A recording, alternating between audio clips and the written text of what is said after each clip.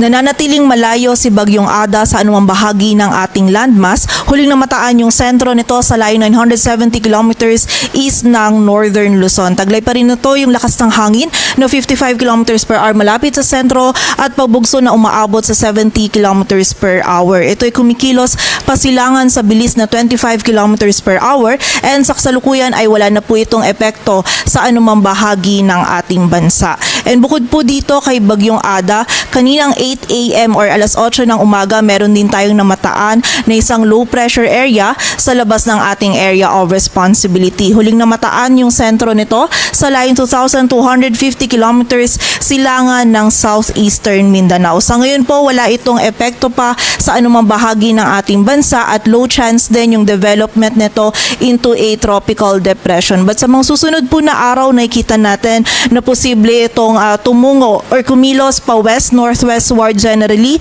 Patungo po yan dito sa may silangan ng Visayas at Mindanao. Kung saan by this coming weekend, posibleng yung trough or extension nito ay magdulot ng mga pag-ulan dito sa may silangan ng Mindanao. But possible pa po itong magbago kaya continuous monitoring pa rin and patuloy na magantabay sa updates na ipapalabas ng Pag-asa. And sa kasalukuyan naman, may kita po natin dito sa ating satellite animation, ang northeast monsoon o amihan pa rin yung umiiral dito sa malaking bahagi ng northern at central Luzon. Kung mapapansin po natin dito sa malaking bahagi ng ating bansa ay halos wala pong mga makakapal na kaulapan.